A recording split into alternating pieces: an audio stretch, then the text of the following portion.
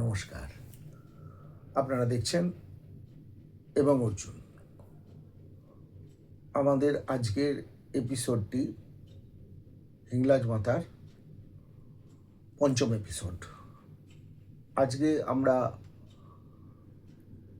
দেখব বা জানবো, যেরকম টাইটেলে লেখা আছে, পাকিস্তানের একটি হিন্দু গ্রামে সম্বন্ধে। কীরকম আমরা একটু দেখব, আর তাদের জীবনযাত্রা কীরকম, তারা কীরকমভাবে থাকে, কীরকম চলে। তা আমরা আগেই শুনেছি যে পাকিস্তানের বেশিরভাগ হিন্দু থাকে হচ্ছে একদম বর্ডার এলাকায়। ভারত এবং পাকিস্তান যে বর্ডার, সিন্ধু প্রদেশে বেশি থাকে। সিন্ধু প্রদেশের মধ্যে 3টি জেলা আছে, তার মধ্যে একটি জেলা হচ্ছে থরপারকার। আমরা যে গ্রামটি নেব, স্বাভাবিক কারণেই সেই গ্রামটির নাম আমি প্রকাশ করব না। জেলা থরপারকার। এবার এই থরপারকার দিয়ে আমরা শুরু করব। খুব ভালো লাগবে আশা করছি আপনাদের পুরো ব্যাপারটা। কিন্তু তার আগে আপনারা একটা জিনিস দেখুন, কচ্ছের রান ওপাশে সিন্ধু, কচ্ছের রানটা এদিকে পড়েছে, ওদিকেও পড়েছে। কারণ প্রকৃতি, আমরা যতই মানুষ পাঁচিল টেনে দিই, প্রকৃতি তো পাঁচিল টানা যায় না। প্রকৃতি একই রকম, এক জায়গার জিনিস। ধরুন এপাশে একটা দেশ, ওপাশে একটা দেশ, তাদের গাছপালা বর্ডার এলাকায় একই রকম হবে। তাদের খাদ্য, তাদের জীবনযাত্রার ধরন, তাদের পোশাক আশাক সব একই ধরনের হবে। প্রকৃতিগত ব্যাপার, এবং হাজার হাজার বছর ধরে তারা এগুলো থাকে। এর মধ্যে দেশের সম্পর্ক নেই। এটা মানুষের মধ্যে যে বেড়ে ওঠা, মানুষের এই সভ্যতা যে বেড়ে ওঠা, তার সঙ্গে সঙ্গে এই ব্যাপারগুলো কিন্তু এসে গেছে মানুষের মধ্যে। সেই অঞ্চলের উপর এটা নির্ভর করে। এইবার যার জন্য দেখবেন কচ্ছের রানের একটা বিশেষ জিনিস হচ্ছে যে ওখানে কিন্তু বুনো গাধা খুব আছে। ভারতবর্ষের মধ্যে সব থেকে বেশি বুনো গাধা ওই অঞ্চলেই পাওয়া যায়। বন্য গাধা এমনি ঘুরে ঘুরে বেড়ায়। এই জিনিসটা কিন্তু পাকিস্তানের দিকেও আছে। আপনারা কিছু ছবি দেখুন, দেখুন কীরকম রাস্তায় ঘুরে বেড়াচ্ছে ওপেন, আর এরকম জল রাখা আছে, জলটা খাচ্ছে। এর মধ্যে দেখুন একটা খুব কম দেখা যায় এরকম প্রাণী আছে, সেটা হচ্ছে সাদা গাধা।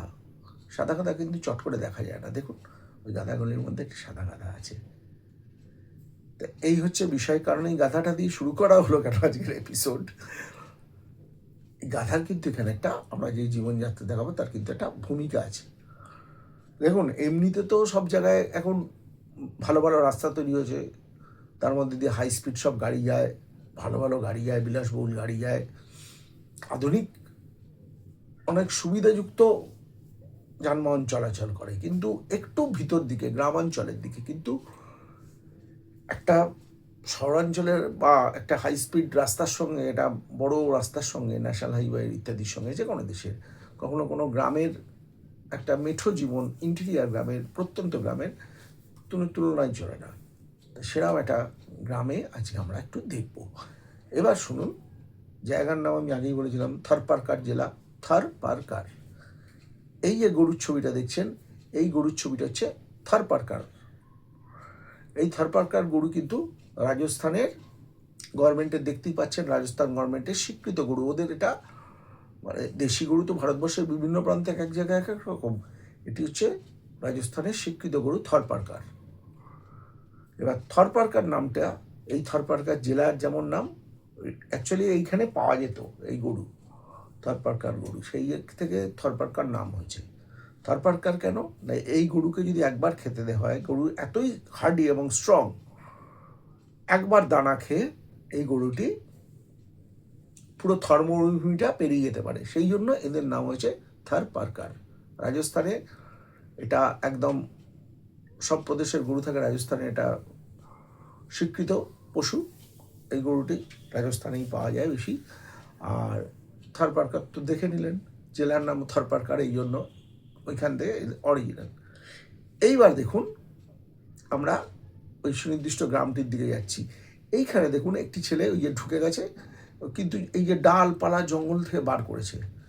তো এই ডালপালা দিয়ে কী হয় জানেন তো, ওই সীমানা বাঁধা হয়, ঘরের বলুন, জমির বলুন, সীমানা বাঁধা হয়। এটা আমি জানতাম না। এটা আমি ওই বাঁকুড়ায় যখন আমি একটু ওই কৃষি কাজে গেছিলাম, তখন ওখানে দেখতাম, ওখানে জঙ্গল এলাকা, হাতি আসে বাঁকুড়ায় খুবই। আমি যেখানে থাকতাম প্রচুর হাতি আসে। তো ওখানে আমি দেখেছি এরকম জঙ্গল থেকে আমরা নিজেরাও বার করে নিয়েছি, এরকম শুকনো ডালপালা কাঁটাযুক্ত, প্রচুর কাঁটা থাকে এগুলোর মধ্যে। এগুলোকে স্থানীয় ভাষায় বলে ঝাঁটি।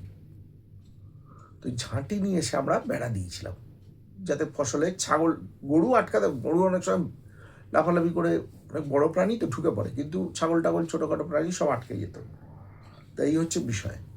তা এই দেখুন ঝাঁটি নিয়ে যাচ্ছে, কিন্তু গাধার গাড়িতে, গাধা দিয়ে টেনে নিয়ে যাচ্ছে। গাধা এখানে কিন্তু একটা খুব বড় ব্যাপার, যেহেতু পাওয়া যায়। আবার দেখুন আর একটা জিনিস, এই দেখুন জল যেহেতু একটা বড় সমস্যা গ্রামে, এই দেখুন গাধার পিঠে জল যেখানে পাওয়া যাচ্ছে সোর্স থেকে জল বেঁধে দিয়েছে, চললো নিয়ে তার সুনির্দিষ্ট পথে। পশুদের ক্ষেত্রে একটা ব্যাপার আছে, পশু প্রাণী হলে কী হয়, সে তাকে একবার দিয়ে হাইক করে দিলে ও ঠিক নিজের জায়গায় চলে যায়, এরকম একটা ব্যাপার আছে। এই দেখুন চললো, মহিলারা এসে এটা করে দিয়েছেন। আসলে এবার আমরা একটা গ্রাম দেখি, এই গ্রামের দিকে যাচ্ছি। দেখুন ঝাঁটি দিয়ে সাইডে কিছু আপনার করা আছে বেড়া। এই দেখুন এখানকার কুটির কিরম হয়, হচ্ছে এরম ধরনের কুটির, খুব সাধারণ জীবনযাত্রা। দেখুন খাওয়া দাওয়ার জায়গাটা দেখালাম না।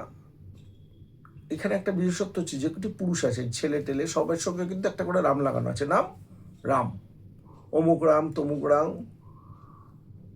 এরকমভাবে রাম যে কজন আছে সব রাম দিয়ে লেখা আছে। এবার মহিলাদের দেখুন রেজাই তৈরি করছে শীতের জন্য, ঘরের জন্যই। আর দেখুন সেলাই মেশিন আছে, খুব এই পশু, এই যে ছাগল দেখছেন, আর এই সেলাই মেশিন থেকে টুকটাক যেটুকু হয়, বা ঘরের লোকের জামা কাপড় ইত্যাদি এরা বুনতে পারে। আর ফসল বলতে বাজরা ফলায় ওখানে। তা এইরকম সব জীবন, খুব সিম্পল সাদা মাটা এদের জীবন।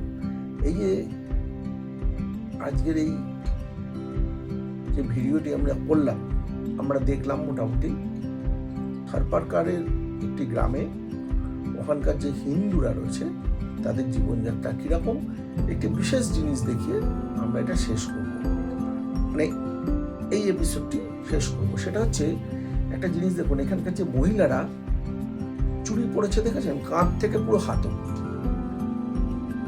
এটা একটা অদ্ভুত ব্যাপার না?